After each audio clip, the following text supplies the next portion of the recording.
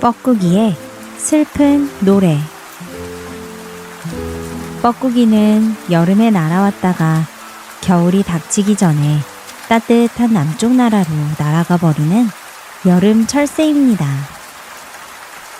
그 이름은 우는 소리를 본떠 포고기, 포곡새, 뻐꾹새, 쑥국새 등으로 다양하게 불렸습니다.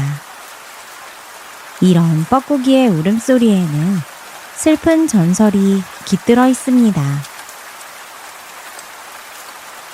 아주 먼 옛날 어느 마을에는 돌쇠라는 20살 남짓된 가난한 총각이 늙은 어머니를 모시고 살고 있었습니다.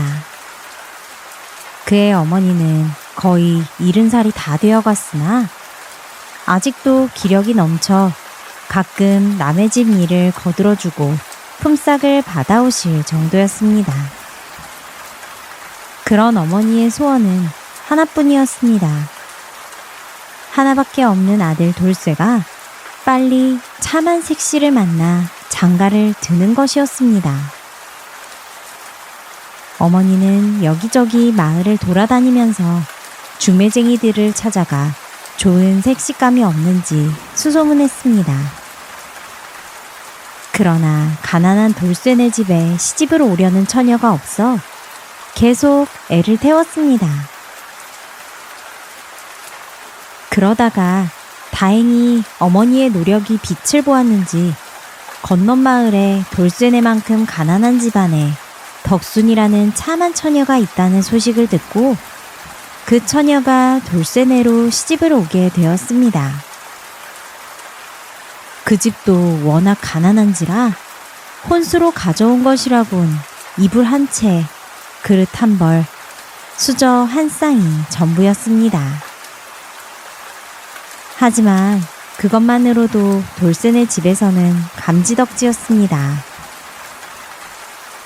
이 새 며느리는 시어머니의 말을 잘 듣고 돌쇠와도 잘 지내며 집안 살림을 하나하나 뚝딱뚝딱 잘 해치웠습니다. 그렇게 시어머니, 남편과도 사이좋게 지내며 점점 시집살이에 익숙해져 갔습니다. 새 며느리가 들어와 일손이 좀 늘긴 했지만 워낙 가난한 집안이었기에 살림살이가 크게 달라진 것은 없었습니다. 그렇게 세월이 흘러 어느덧 설날이 다가왔습니다. 돌쇠네 집은 쌀 한 톨도 아끼며 살고 있는 형편이었습니다. 그래도 돌아가신 아버지와 조상님께 떡국이라도 한 그릇 올리며 차례를 지내야 했기에 절구통에 귀한 쌀 한 대를 넣어 가루로 빻아 솥에 쪄서 가래떡을 만들었습니다. 그것을 가지고 떡국 알맹이를 잘 썰어 며느리가 귀한 계란까지 풀어 정성껏 떡국을 끓였습니다. 팔팔 끓은 떡국을 잠시 식히기 위해 솥뚜껑을 열어두고 며느리는 다른 반찬들을 준비하러 마당으로 나가 이것저것 재료들을 챙겼습니다. 이쯤 되면 떡국이 잘 식었겠지? 며느리가 그렇게 생각하고 부엌으로 돌아가 보았는데 이게 무슨 일입니까? 아니, 이럴 수가. 솥 안에는 떡국이 하나도 남아있지 않았습니다. 그리고 그 옆에는 집에서 기르는 개가 배를 뒤집어 까고 아주 만족스러운 표정으로 자고 있었습니다. 이럴 수가. 설마 이 개가? 이 개는 가난한 집의 개이다 보니 평소에도 거의 배를 골다시피 하며 힘들게 살아왔던 터였습니다. 그 개도 늘 배가 고프고 이제는 더 이상 버틸 수 없었던 때였습니다.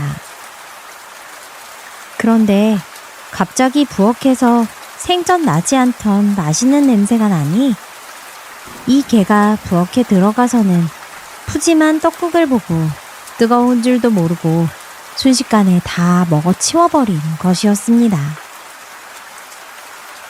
며느리는 하도 어이가 없어서 그 자리에 그대로 허공만 보며 멍하니 서 있었습니다. 마침 그때 방 안에서 차례상을 차려놓고 기다리던 어머니와 돌쇠는 아무리 기다려도 며느리가 떡국을 들고 오지 않자 부엌으로 가보았습니다. 그런데 부엌 가마솥 앞에서 며느리가 세상을 다 잃은 표정으로 서 있고 솥 안에는 떡국은커녕 떡 조각 하나 없는 것이었습니다. 며느리는 너무나 크게 혼날 것을 생각하니 아무런 말도 못하고 있었습니다. 그러자 시어머니가 순간 너무나 화를 내며 며느리를 나무랐습니다. 이런 네가 어찌 그 떡국을 다 먹어 치운 것이냐. 어찌 모은 쌀로 만든 떡국인데 그것이 차례상에 올라갈 것이라는 걸 알고 있지 않았느냐. 어디 우리 집안 조상들께 올릴 떡국을 네가 다 먹느냐. 며느리는 너무나 억울했지만 무슨 말을 할 수가 없었습니다. 솔직하게 걔가 먹었다고 할까? 그런 생각도 했지만 증거도 없거니와 행여나 그러면 이 불쌍한 개가 맞아 죽을 것이 뻔했기 때문에 그럴 수 없었습니다. 며느리는 그저 눈물만 뚝뚝 흘렸습니다. 시어머니는 너무나 화가 나서 며느리의 머리채를 잡아 끌고 나와 집 밖으로 쫓아내버렸습니다. 너는 다시는 우리 집에 발도 들여놓을 생각 마라. 그렇게 며느리는 억울하게 집에서 쫓겨나게 되었습니다. 그렇게 추운 겨울 날씨에 밖에서 떠돌던 며느리는 안타깝게도 얼마 지나지 않아 목숨을 잃고 말았습니다. 그렇게 억울하게 죽은 며느리는 새로 환생하게 되었습니다. 이 새는 전생에 이승에서 풀지 못한 억울함을 세상 사람들이 제대로 알아주기를 바라는 뜻에서 애절하게 울어댔습니다. 떡국, 떡국, 개, 떡국, 떡국, 개. 그 소리가 사람들 귀에는 뻐꾹뻐꾹으로 들려 이 새를 뻐꾹이라 부르게 되었다고 합니다. 그래서 뻐꾹이가 우는 소리를 들으면 사람들은 그 옛날 억울하게 죽어간 며느리의 한을 떠올리며 안타까워했다고 합니다. 목련의 전설. 아주 먼 옛날 하늘나라에 설화라는 아름다운 공주가 살고 있었습니다. 설화 공주의 아름다움과 착하고 상냥한 마음씨에 이끌린 하늘나라의 수많은 젊은이들은 저마다 공주와 혼인을 하고 싶어 매일같이 공주에게 찾아와 구혼을 했습니다. 그 중에서는 하늘나라에서 가장 힘이 센 장군도 있었고 가장 똑똑한 학자도 있었습니다. 하지만 어찌된 일인지 설화공주는 그런 수많은 늠름한 젊은이들을 거들떠보지도 않았습니다. 어느 날 하늘나라 왕이 공주에게 물었습니다. 설화야, 너는 하늘나라의 젊은이들이 마음에 없느냐? 이제 너도 신랑감을 골라야 할 나이가 되었는데. 아바마마, 아직 소녀는 어리옵니다. 그러하오니 설화공주는 말은 이렇게 했지만 사실 속마음은 다른 곳에 있었습니다. 공주는 언젠가 북쪽 마을의 바다를 지키는 해랑이라는 청년을 한번 본 적이 있었습니다. 그런데 그 해랑은 어찌나 잘생기고 훤칠하며 눈빛이 맑고 아름답던지 공주는 그의 모습을 잊을 수가 없었습니다. 설화공주의 마음속에는 오직 해랑뿐이었습니다. 안 되겠어. 내가 직접 찾아 나서야지. 어느 날 밤 공주는 아무도 모르게 궁궐을 빠져나와 북쪽으로 걸어갔습니다. 해랑이 사는 곳은 참으로 멀었습니다.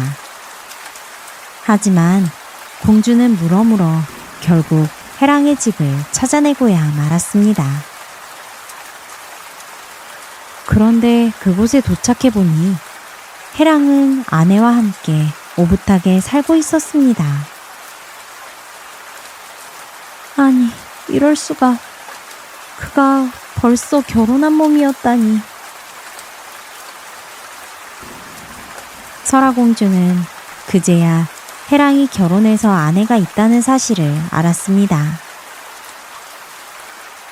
공주는 너무나 실망이 커서 안타까운 심정을 혼자서 달랠 수가 없었습니다. 그렇게 며칠을 해랑의 집 근처를 서성이다가 결국 공주는 슬픔을 이기지 못하고 바다에 몸을 던지고 말았습니다. 며칠 후 해랑은 꿈속에서 어떤 아름다운 여인을 만났습니다. 그 여인은 하얀 옷을 입고 눈물을 흘리며 말했습니다. 저는 하늘나라의 설화라고 합니다. 당신을 사모하여 먼 길을 찾아왔으나 당신이 이미 혼이 난 몸인 줄 알고 바다에 몸을 던졌습니다. 부디 제 넋이라도 거두어 주십시오. 해랑은 꿈에서 깨어나 그 이야기가 진짜인지 확인하려 바닷가를 나갔습니다. 그리고 정말로 하얀 옷을 입은 여인의 시신을 발견했습니다. 해랑은 깊은 슬픔에 잠겼습니다. 비록 잘 모르는 이였으나 자신 때문에 목숨을 잃은 공주가 안타까워 정성껏 시신을 거두어 양지 바른 곳에 묻어주었습니다.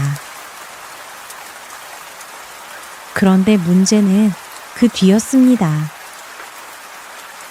해랑은 꿈속에서 본 하늘나라 공주 설화에게 첫눈에 반해버렸습니다. 너무나 아름답고 애절했던 그 모습을 잊을 수가 없었습니다. 해랑은 너무나 아쉽고 또 아쉬운 나머지 점차 말도 잃고 기운도 없어졌습니다. 아무리 기쁜 일에도 웃지 않았습니다. 해랑의 아내는 그런 남편이 걱정되어 왜 그러느냐고 자꾸 물어보았습니다. 하지만 해랑의 머릿속에는 꿈속에서 본 하늘나라 공주뿐이었습니다.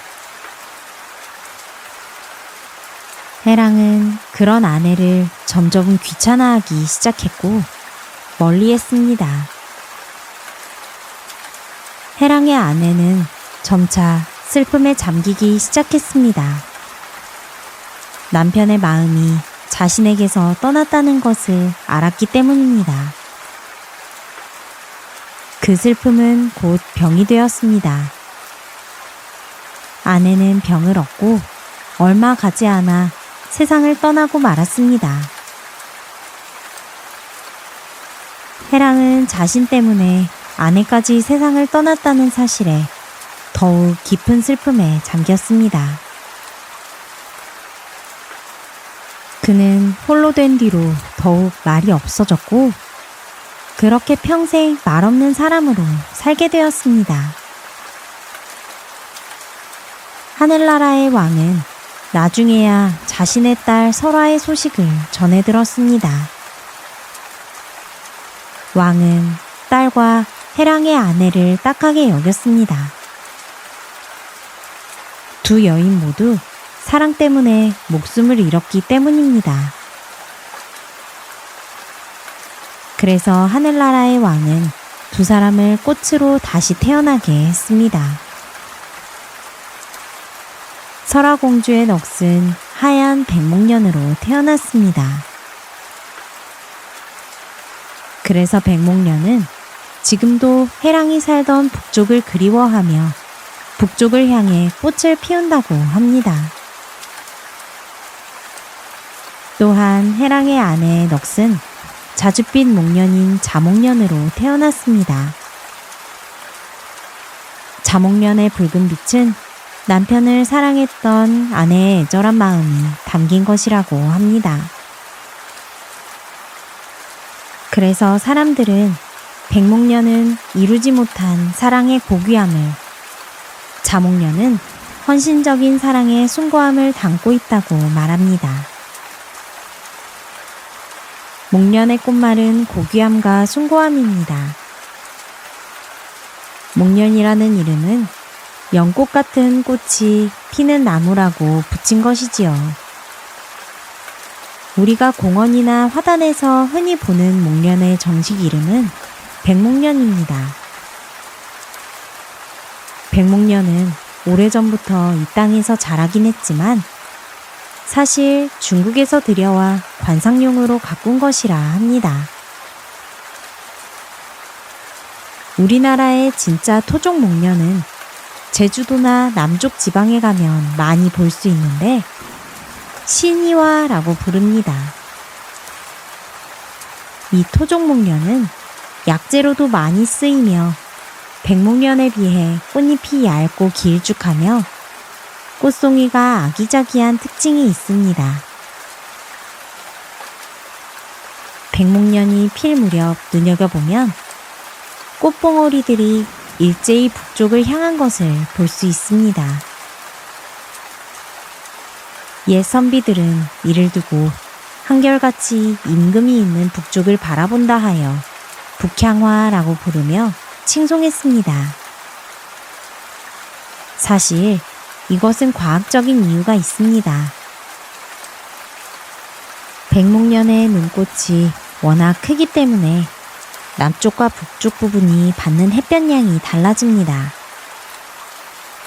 그래서 남쪽 부분이 햇볕을 더 많이 받아 더 많이 자라면서 북쪽으로 휘어지는 것이라고 합니다.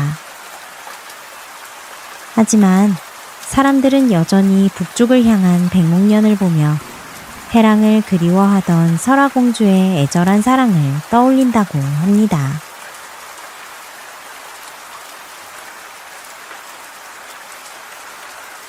논두렁의 모. 아주 먼 옛날 어느 마을에 친형제처럼 가깝게 지내는 만석과 춘득이 살았습니다. 그런데 만석은 아들 삼형제를 두었는데 춘득은 자식이 없었습니다. 어이 춘득, 자네 나이가 몇인데 아직도 자식이 없는가? 첩이라도 들여봐야 하는 거 아닌가?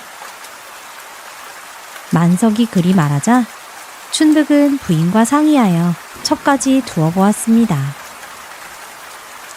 하지만 첩을 들여도 자식이 생기는 일은 없었습니다.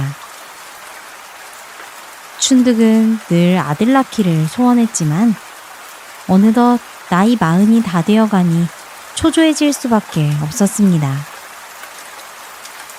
그쯤 되니 춘득은 부인들이 아니라 자기 자신에게 문제가 있음을 짐작했습니다.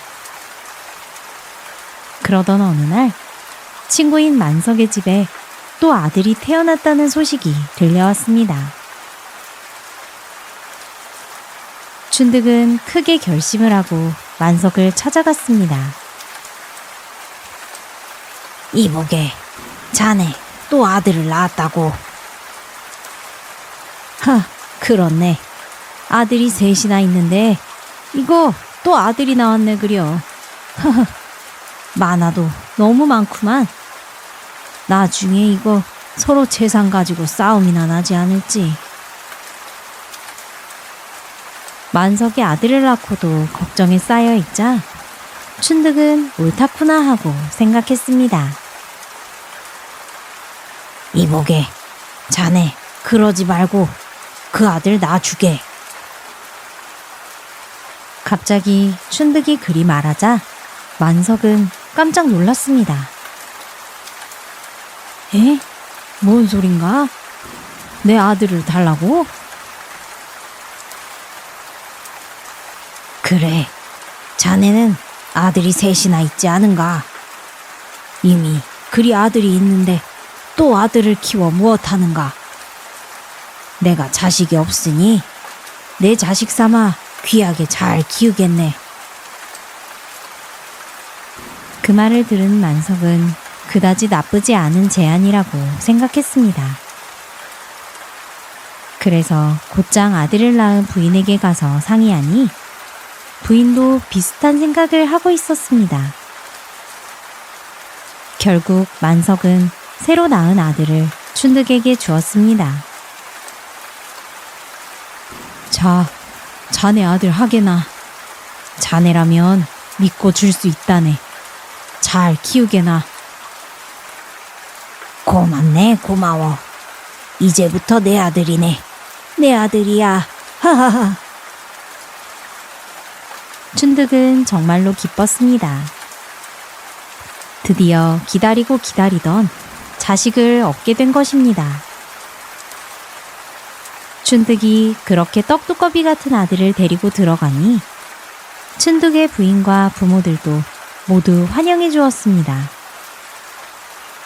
춘득의 가족들은 데려온 아이를 금이야 오기야 잘 키웠습니다.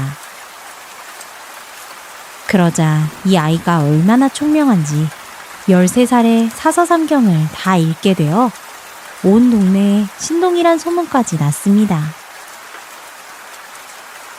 또 성품은 얼마나 좋은지 마을 사람들 중에 춘득의 아들을 좋아하지 않는 이가 없었습니다. 마을 사람들은 이 마을에 인물이 나왔다며 모두들 기대하는 눈치였습니다. 그러자 만석은 내심 배가 아팠습니다. 가만 보니 자신의 세 아들을 다 합쳐놔도 자기가 춘득에게 내준 아들 하나만 못한 듯 했습니다. 그런데 이게 웬일입니까? 얼마 뒤 마을에 역병이 돌았는데 만석의 아들 삼형제가 역병에 걸려 시름시름 앓다가 모두 세상을 떠나고 말았습니다. 이럴 수가. 아들이 셋이나 있어서 너무 많다 하였는데 이리 한순간에 자식들을 다 잃게 될 줄이야. 이번에는 만석이 아들 하나 없이 죽을 지경이 되어버린 것이었습니다. 아무래도 안 되겠다. 내 핏줄을 되찾아야겠구나. 그렇게 생각한 만석은 다음날 춘득을 찾아갔습니다. 그리고는 다짜고짜 말했습니다. 이보게, 저 아이는 내 아들이니 내놓으시게.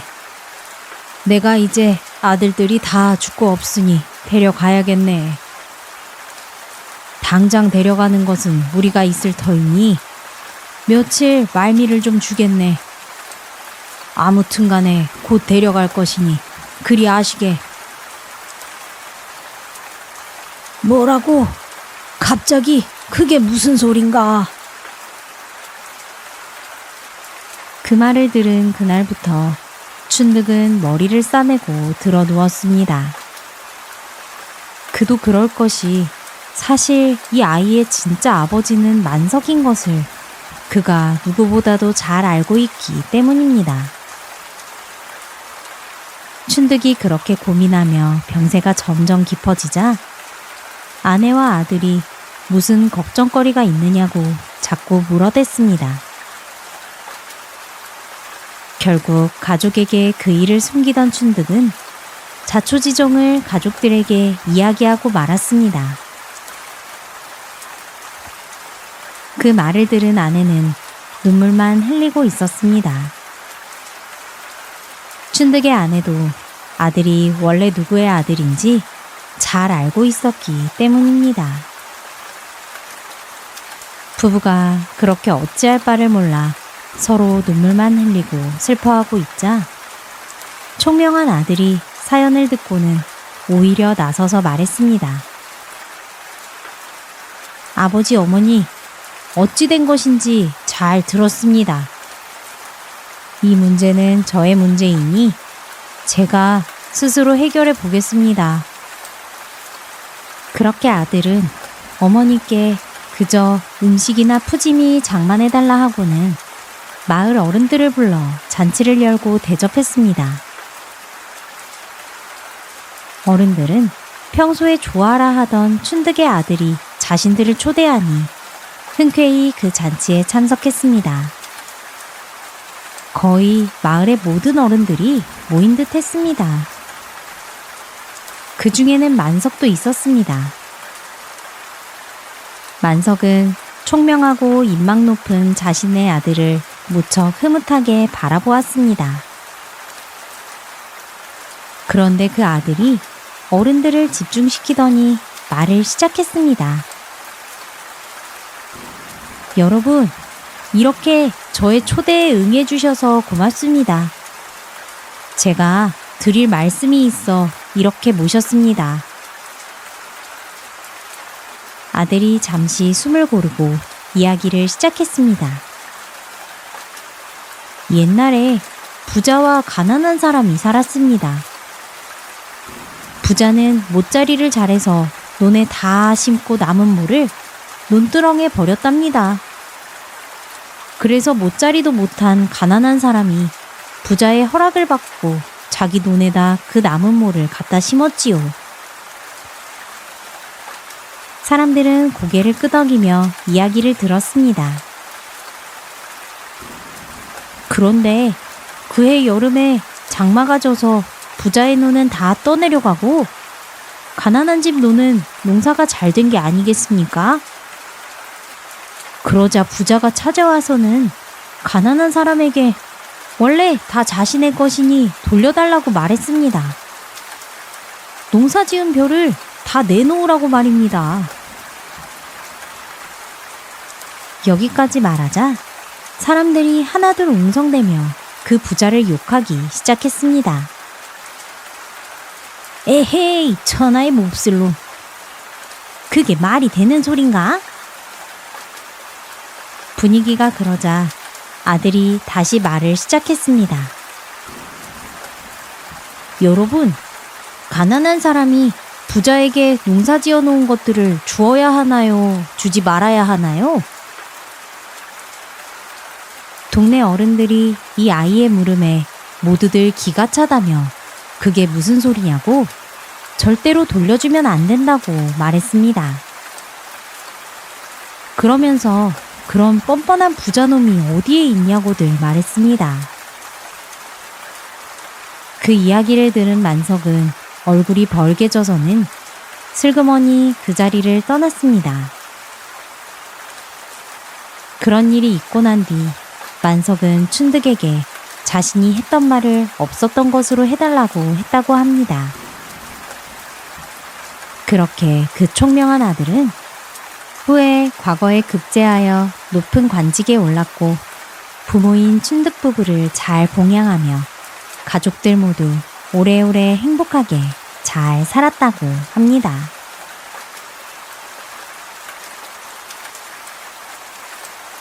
무지개 다리.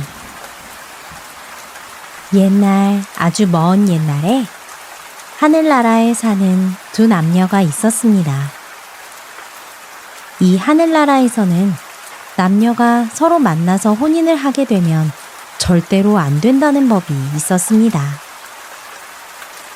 그런데 이 남녀는 너무나 사랑했기에 혼인을 하고 싶었습니다. 결국 법을 어기면서까지 자기들끼리 혼인을 하게 되었습니다. 그러자 하늘나라 옥황상제가 몹시 화가 났습니다. 옥황상제는 그 두 남녀를 불러다 놓고 말했습니다. 너희들이 법을 어기다니. 이제 너희들은 하늘나라에서 살 수 없다.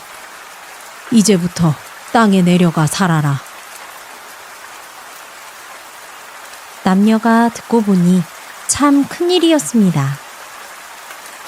땅에는 돌이나 흙밖에 없었고 먹을 수 있는 그 무엇도 아무것도 없었습니다. 상제님, 땅에는 먹을 것도 없는데 저희는 도대체 어떻게 살아가라고 그러십니까? 저희들은 분명 땅에 내려가자마자 굶어 죽고 말 겁니다. 부디 자비를 베풀어 주세요. 그러자 옥황상제는 그래도 오랜 시간 하늘나라에서 함께했던 두 남녀가 측은한 마음이 들었습니다. 너희들과 오랜 정을 봐서 내 특별히 너희들이 먹고 살 건 다 마련해 놨다. 그러니 당장 내려가거라. 정말 감사합니다. 그리고 죄송합니다, 옥황상제님. 그렇게 두 남녀는 옥황상제에게 인사를 올리고 할 수 없이 땅에 내려왔습니다. 두 남녀가 그렇게 땅에 내려와 보니 정말로 옥황상제님이 먹을 것을 다 마련해 놓으셨습니다. 흙과 돌만 있던 땅에는 물이 흐르고 온갖 씨앗이 뿌려져 있었습니다. 물은 시내가 되고 강이 되어 바다로 흘렀고 잠시 시간이 흐르니 온갖 씨앗은 그새 햇빛을 보고 싹이 터서 옥황상제가 흐르게 해준 물을 먹고 무럭무럭 자랐습니다. 그리고 풀이 되고 나무가 되었습니다. 그러니 그 풀과 나무에서는 먹을 것이 주렁주렁 열렸습니다. 하늘에서 내려온 이 두 남녀는 아무 걱정할 게 없었습니다. 어딜 가도 갖가지 풀과 나무에 먹을 것이 잔뜩 매달려 있으니 무엇이 걱정이었겠습니까? 쌀도 보리도 온갖 곡식들이 나무에 그냥 열렸습니다. 껍질에 쌓인 벼가 아니라 그대로 먹어도 될 정도로 속살이 하얀 쌀이 그냥 나뭇가지에 흐드러지게 매달려 있었습니다. 그야말로 쌀나무였습니다. 게다가 쌀이 딱딱한 것이 아니고 먹기 좋을 만큼 말랑말랑했습니다. 그러니 배가 고플 때면 그냥 주르륵 훑어서 씹어 먹으면 단맛이 아주 예술이었습니다. 심지어 쌀뿐만이 아니었습니다. 떡도 나무에 열렸습니다. 그것도 온 종류별로 떡들이 다 열렸습니다. 인절미, 찹쌀떡, 백설기, 안 열리는 떡이 없었습니다. 그러니 떡이 먹고 싶으면 그냥 떡나무에 가서 뚝뚝 따먹으면 그만이었습니다. 또한 맛있는 다과들도 나무에 잔뜩 열렸습니다. 달콤한 것, 고소한 것, 입에 착착 달라붙는 맛있는 것들이 사방에 흩어져 있는 나무에서 주렁주렁 열렸습니다. 다과가 먹고 싶으면 그냥 아무 나무에 가서 뚝뚝 따먹으면 되었습니다. 설탕이나 소금 같은 것들도 풀에서 났습니다. 소금풀, 설탕풀이라는 게 있어서 설탕과 소금들이 열매처럼 맺혀 있었습니다. 두 남녀는 쌀나무에서 쌀을 주르르 훑어서 먹고 싱거우면 소금을 소금풀에서 주르르 훑어서 먹고 단게 땡기면 꿀풀에서 꿀을 훑어서 먹고 이렇게 살았습니다. 그러니 무슨 걱정이 있겠습니까? 오히려 하늘나라에서보다 아무 걱정 없이 잘 살게 되었습니다. 그렇게 행복하게 살아가며 오랜 세월이 흘렀습니다. 그러자 이 두 남녀 사이에 자식이 태어나기 시작했습니다. 또 해가 바뀌니 자식이 태어나고 해가 갈수록 식구가 많아져 갔습니다. 하지만 식구가 아무리 많아져도 걱정할 건 아무것도 없었습니다. 주변에 널려 있는 것이 다 먹을 것들이었기 때문입니다. 그때는 사람의 수명도 산들만큼이나 길었습니다. 애초에 신이 사람을 만들 때 자신을 본떠서 만들었기 때문입니다. 그래서 사람들이 500살 먹도록 오랫동안 살았는데 그렇게 몇백 년 사는 동안에 자식들이 자식을 낳고 또 그 자식들이 자식을 낳으니 나중에는 그 두 남녀의 후손이 엄청나게 많아졌습니다. 그런데 사람이 점점 늘어나니 모두 한데 모여 살 수 없을 정도로 많아지게 되었습니다. 할 수 없이 가까운 사람끼리 따로 또 모여 살게 되었습니다. 그러니 이곳저곳에 마을도 여럿 생기게 되었습니다. 그런데 문제가 생겼습니다. 그때부터 사람들이 서로 다른 마을 사람들과 자꾸 싸우기 시작한 것입니다. 사방에 먹을 것이 널려 있고 일을 하지 않아도 되니 할 일이 없어 빈둥빈둥거리는 것이 일인데 그러다 보면 별것도 아닌 걸 가지고 편을 갈라 내가 옳으네, 네가 그르네 하고 티격태격 싸우게 되는 것입니다. 이렇게 싸움이 번져 나중에는 먹고 나면 싸우는 게 일상이 되었습니다. 서로 상처 입히고 죽이는 싸움이 점차 크게 번져갔습니다. 옥황상제는 하늘나라에서 이 모습을 다 내려다 보았습니다. 처음에는 그래도 두 남녀가 행복하게 자식들을 키우며 살아가는 모습을 하늘에서 흐뭇하게 바라보았는데 이제는 사람들이 허구한 날 싸움질을 해대니 땅을 내려다보기가 싫어지기까지 하였습니다. 이것들이 먹을 것이 사방에 널려 있으니 할 일이 없어서 저러는 게지. 이참에 아주 싸움 같은 건 생각도 못하게 힘들게 일하도록 만들어놔야겠다. 옥황상제는 그 뒤에 자신이 해다 놓은 것들을 몽땅 바꾸어 버렸습니다. 먼저 쉽게 얻을 수 있었던 음식들을 힘들게 얻게 바꾸었습니다. 쌀은 껍질 속에서 열리게 하고 쌀알을 아주 단단하게 만들어 놓았습니다. 게다가 나무가 아니라 벼 포기에 열리게 했습니다. 이렇게 바꾸어 놓으니 사람들이 밥을 먹으려면 전처럼 그냥 주르르 훑어먹는 게 아니라 벼를 베어서 나다를 떨어 말린 다음에 껍질을 벗기고 불에 익혀 먹어야 했습니다. 그리고 쉽게 먹을 수 있었던 떡나무, 과자나무도 죄다 없애버렸습니다. 그러니 이제는 떡을 그냥 뚝 따서 먹을 수가 없어졌습니다. 떡을 먹으려면 쌀을 빻아 가루를 내어 물을 부어 반죽을 해서 불에 익혀야 했습니다. 소금은 죄다 거두어서 아예 바닷물에 모두 다 녹여버렸습니다. 그러니 이제는 소금풀에서 소금을 훑어먹는 건 꿈도 꿀 수 없었습니다. 바닷물을 퍼올려 오래오래 햇빛에 말려야 겨우 소금을 얻을 수 있게 되었습니다. 옥황상제가 땅을 이렇게 만드니 사람들의 싸움이 줄어들기 시작했습니다. 이제는 싸우려 해도 싸울 틈이 없었습니다. 사람은 날이 갈수록 많아지는데 먹을 걸 얻으려면 하루 종일 바쁘게 일해야 했기 때문입니다.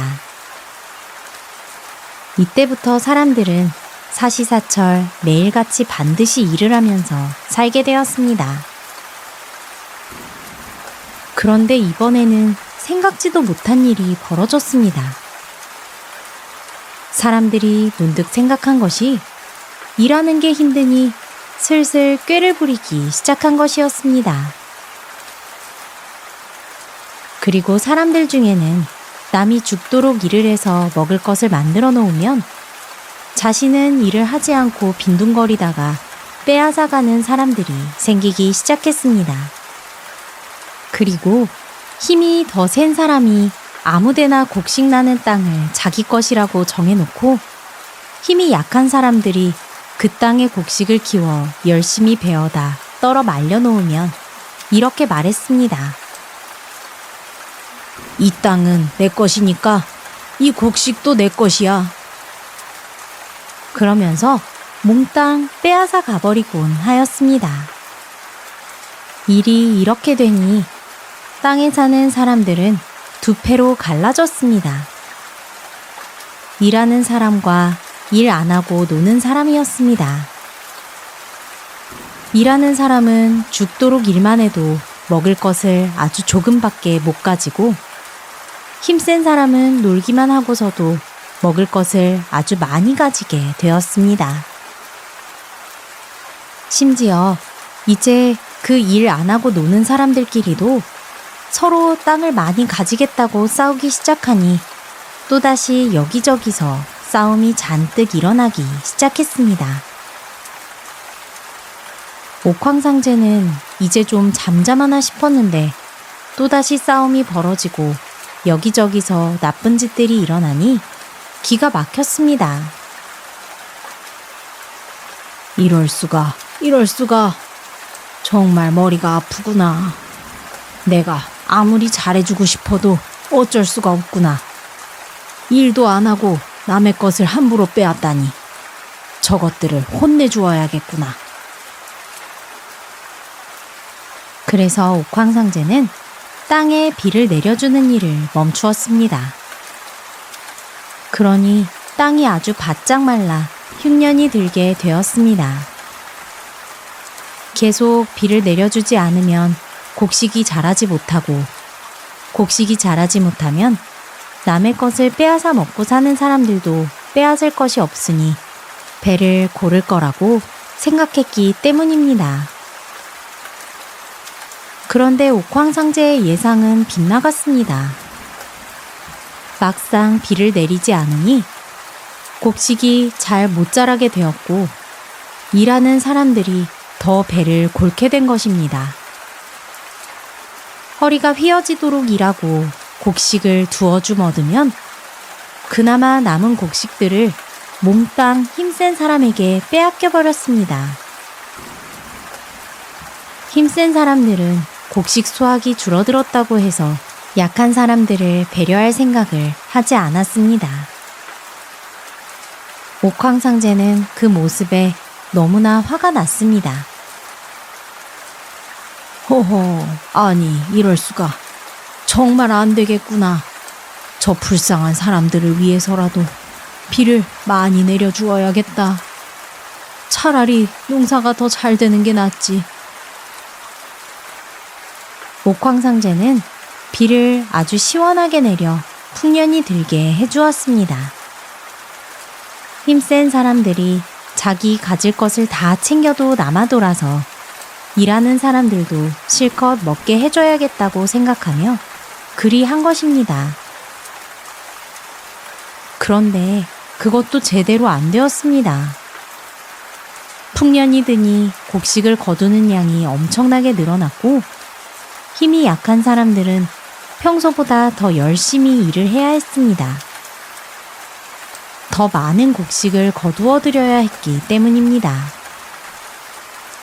그런데 힘센 사람들은 평소에 가지던 만큼만 가지는 것이 아니라 많이 거둔 만큼 더 많이 빼앗아가 버렸습니다. 이럴 수가. 어찌 이런단 말인가. 어찌 사람들이 저리 못될 수 있단 말인가. 옥황상제도 상상도 못한 사람들의 행동에 이랬다 저랬다 정신을 못 차리게 되었습니다. 그러다 보니 요즘도 흉년이 들었다 풍년이 들었다 왔다 갔다 하는 것이 다 그런 이치인 것입니다. 그렇게 한 500년이 지나서 맨 처음 땅에 내려온 두 사람이 죽게 되었습니다. 그러니 그의 자손들이 그 두 사람을 땅에 묻어주었습니다. 옥황상제가 사람들이 두 사람을 땅에 묻어놓은 걸 보고는 이렇게 말했습니다. 저 두 사람은 이제 죄를 다 씻었으니 다시 살려서 하늘로 데려오거라. 하늘나라 사람들이 그 둘을 다시 살려서 하늘나라로 데리고 왔습니다. 하늘나라 사람들이 땅에 묻혀있던 두 남녀를 데리고 가면서 다리를 놨는데 그 다리가 무지개였습니다. 무지개는 그렇게 해서 생겨나게 되었답니다. 그 뒤에도 어쩌다 바르고 정직하게 사는 착한 사람이 죽어 땅에 묻히게 되면 옥황상제가 보고서 이렇게 말한다고 합니다. 저 사람들은 죄를 다 씻었으니 다시 살려서 하늘로 데려오거라. 그러면 하늘에 무지개가 생겨나게 됩니다. 바로 그 착한 사람을 데려가려고 다리를 놓는 것입니다.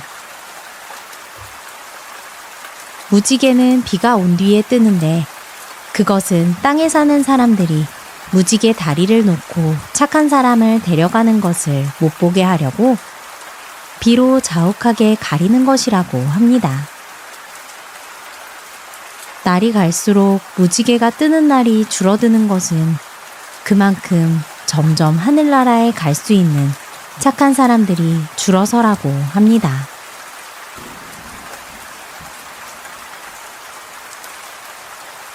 초록 동자. 옛날 옛적 서울 한강 가까이에 조옥동이라는 작은 마을이 있었습니다.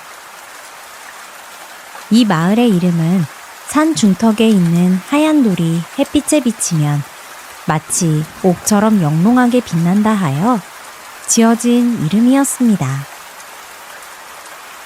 그 조옥동에 의로운 마음씨를 가진 한 장정과 그의 어린 아들이 살고 있었습니다. 이 부자는 마을에서도 소문난 사이좋은 부자였습니다. 아버지는 평소 바른 말과 바른 행동으로 마을 사람들의 존경을 받았고 어린 아들은 그런 아버지를 무척이나 자랑스러워하며 따랐습니다. 어느 따뜻한 봄날 아버지와 아들은 집 뒤편 산에 나무를 하러 갔습니다. 열심히 땀을 흘리며 일하던 아버지가 잠시 쉬면서 아들에게 말했습니다. 얘야, 사람은 태어난 곳에 은혜를 갚아야 한다. 우리를 키워준 이 땅, 이 나라를 지키는 것이 사람된 도리란다. 어린 아들은 고개를 끄덕이며 아버지의 말을 가슴 깊이 새겼습니다. 아들은 아버지처럼 의로운 사람이 되고 싶었습니다. 하지만 그렇게 평화롭던 그들의 일상은 오래가지 못했습니다. 선조 25년 임진년에 왜군이 부산에 상륙하여 파죽지세로 북상한다는 급박한 소식이 마을에 전해졌습니다. 온 나라가 전쟁의 공포에 떨었고 조옥동도 예외가 아니었습니다. 백성들은 불안에 떨었고 장정들은 나라를 지키기 위해 의병으로 나서기 시작했습니다. 가양동 뒤편의 궁산에서는 전라창 의사 김천일 장군, 전라소모사 변희중 장군, 강화 의병장 우성전 장군 등이 인천과 강화, 김포, 통진, 양천의 의병들을 모아 훈련시키고 있었습니다. 그들은 한강을 건너 권율 장군이 지키는 행주산성으로 가서 왜군과 맞서 싸울 준비를 하고 있었습니다. 아버지는 더 이상 망설이지 않았습니다. 집에 돌아온 그는 벽에 걸린 낡은 갑옷을 꺼내 입었습니다. 그러자 어린 아들이 아버지의 옷자락을 붙잡으며 물었습니다. 아버지, 어디 가시는 겁니까? 아버지는 아들의 머리를 쓰다듬으며 말했습니다. 나라가 위태로운데 어찌 가만히 있을 수 있겠느냐. 너는 아비가 없어도 잘 지내거라. 네가 장성하여 의로운 사람이 되는 것이 이 애비의 소원이다. 아버지, 저도 함께 가겠습니다. 아들이 외쳤지만 아버지는 고개를 저었습니다. 너는 아직은 너무 어리다. 집을 잘 지키고 있거라. 애비가 곧 돌아오마. 그렇게 아버지는 궁산으로 향했고 다른 의병들과 함께 행주산성으로 출전했습니다. 선조 26년 2월 행주대첩이 벌어졌습니다. 권율 장군의 지휘 아래 의병들은 수만 명의 왜군을 상대로 용감하게 싸웠습니다. 그 전투는 치열했고 많은 피가 흘렀습니다. 며칠 후 마을에 비보가 전해졌습니다. 행주대첩에서 큰 승리를 거두었지만 많은 의병이 목숨을 잃었다는 소식이었습니다. 그 중에는 조옥동에 그 의로운 아버지도 있었습니다. 아들은 아버지의 시신 앞에서 며칠 밤낮을 울었습니다. 마을 어른들은 그런 아들을 위로해 주었습니다. 내 아버지는 나라를 위해 장렬히 싸우시다 가셨다. 효자는 슬픔을 이기고 아버지의 뜻을 받들어야 하느니라. 아들은 눈물을 닦으며 고개를 들었습니다. 그의 눈빛에는 슬픔과 함께 굳은 결심이 서려 있었습니다. 아들은 아버지가 입었던 피 묻은 갑옷을 꺼내 들었습니다. 비록 어린 몸에는 너무 큰 갑옷이었지만 아들은 천으로 허리를 동여매고 그 갑옷을 걸쳤습니다. 아버지, 제가 아버지의 뜻을 잇겠습니다. 아버지께서 다 이루지 못한 나라 지키는 일을 제가 하겠습니다. 마을 사람들이 만류했지만 아들의 결심은 확고했습니다. 그는 아버지의 창을 들고 궁산으로 향했습니다. 아직 전쟁은 끝나지 않았고 왜군은 여전히 우리 땅을 짓밟고 있었습니다. 어린 아들이 의병 진영에 도착했을 때 장군들은 놀라움을 감추지 못했습니다. 김천일 장군이 물었습니다. 어린 것이 어찌 이곳에 왔느냐? 그러자 아들이 똑바로 서서 대답했습니다.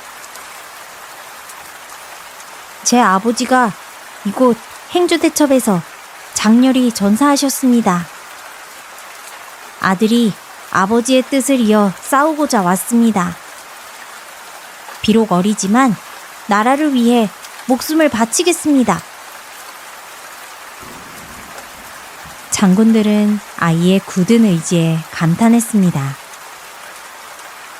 그들은 이 어린 의병을 받아들였고 함께 훈련하며 다음 전투를 준비했습니다. 얼마 후 왜군이 다시 한강 부근으로 쳐들어왔습니다. 의병들이 출전하여 적과 맞섰고 어린 아들도 아버지의 갑옷을 입고 용감하게 싸웠습니다.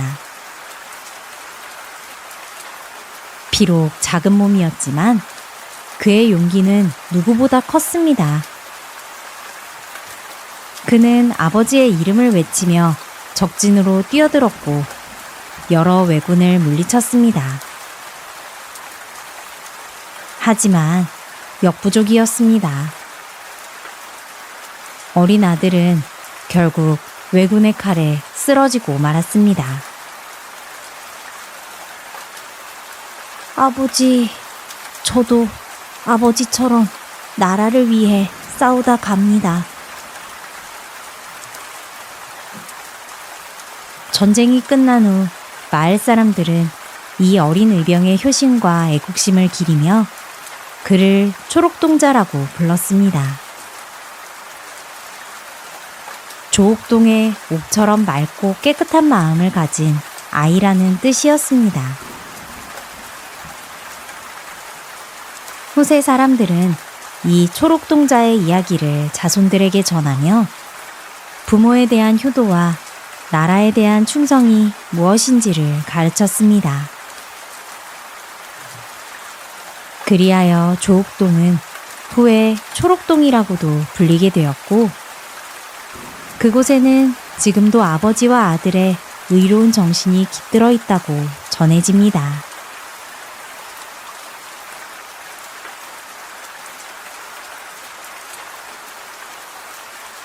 여기저기 돌아다니다 보면 꽃 한 송이에도 마을 이름 하나에도 오래전 사람들의 이야기가 겹겹이 깃들어 있는 경우가 참 많습니다.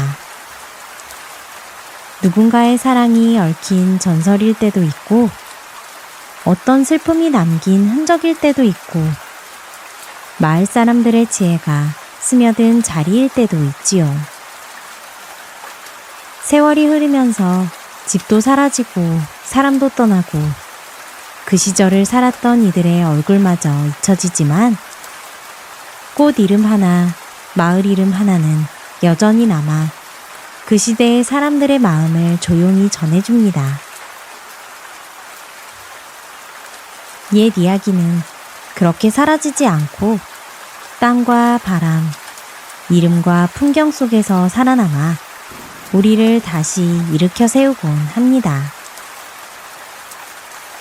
바쁘게 걷는 길목에 이름의 이유가 숨겨져 있다는 걸 생각하면 지나가는 풍경도 조금 더 따뜻하게 보이지요.